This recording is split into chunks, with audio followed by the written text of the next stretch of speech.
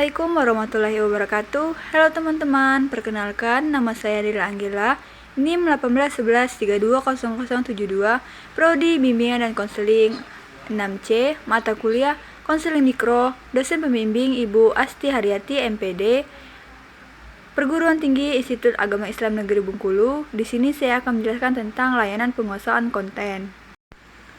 Baiklah, di video kali ini saya akan menjelaskan tentang layanan keempat yang ada di dalam bimbingan dan konseling, yaitu layanan penguasaan konten dengan tema cara meningkatkan konsentrasi belajar siswa.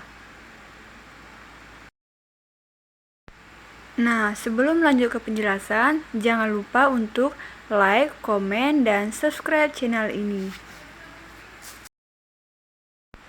Baiklah, yang pertama saya akan menjelaskan tentang layanan penguasaan konten.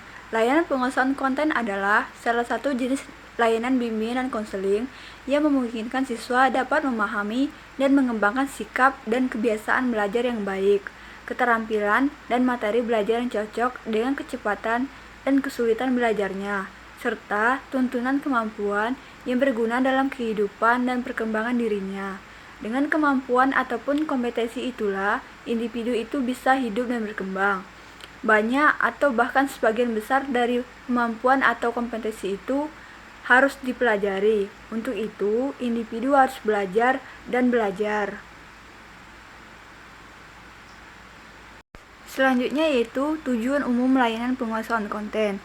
Penguasaan konten ini perlu bagi individu untuk menambah wawasan dan pemahaman, mengarahkan pemahaman dan sikap, menguasai cara-cara kebiasaan tertentu untuk memenuhi kebutuhannya, dan mengatasi masalah-masalah.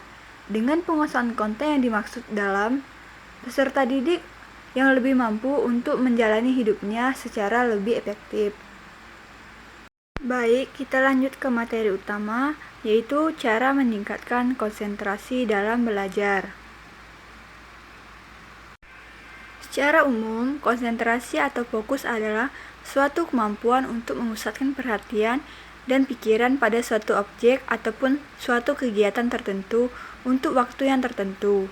Jika dilakukan secara benar, konsentrasi dapat menjadi modal utama agar kamu lebih mudah mengikuti semua materi pelajaran. Konsentrasi belajar juga menjadi salah satu faktor utama yang penting meningkatkan konsentrasi belajar. Namun, beberapa orang kerap mengalami kesulitan konsentrasi saat belajar.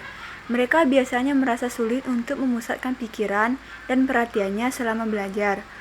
Alhasil, kondisi ini kerap berdampak pada tingkat pemahaman siswa tentang materi atau pelajaran yang diberikan oleh guru.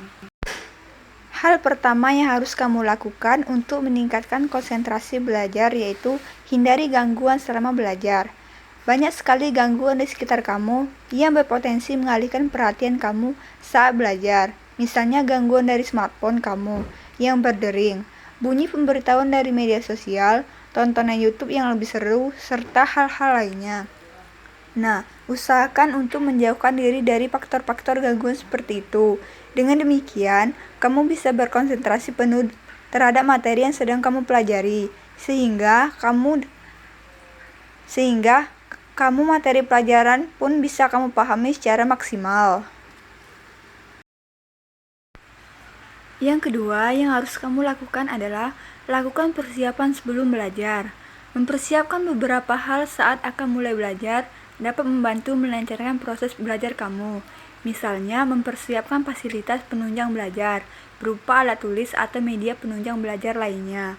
Kamu juga bisa mempersiapkan makanan dan minuman ringan sebagai pendamping kamu saat belajar, sehingga kamu tidak perlu khawatir jika merasa kehausan atau kelaparan. Dengan begitu, kamu bisa berkonsentrasi penuh dalam belajar. Selanjutnya, yang ketiga adalah membuat jadwal belajar yang konsisten. Buatlah jadwal belajar, lalu terapkan secara konsisten. Dengan demikian, kamu akan terbiasa belajar pada waktu yang telah ditentukan. Namun, pastikan jadwal belajar tersebut sesuai dengan waktu kamu. Usahakan waktu tersebut selaras dengan situasi mood kamu yang sedang bagus, sebab mood yang bagus dapat menumbuhkan semangat dan konsentrasi belajar yang tinggi. Yang keempat adalah mengerjakan pelajaran yang disukai terlebih dahulu. Kamu bisa mengutamakan pelajaran yang kamu suka saat belajar. Dengan begitu, kamu akan lebih semangat dalam pelajarinya. Dengan semangat belajar yang tinggi, otomatis konsentrasi kamu akan bekerja lebih optimal, sehingga dapat menangkap dan memahami pelajaran dengan mudah. Selanjutnya, yang kelima adalah memilih metode belajar yang tepat. Setiap orang memiliki cara dan kebiasaan belajar yang berbeda. Tentukan metode belajar yang tepat untuk membantu kamu memberikan semangat dalam belajar.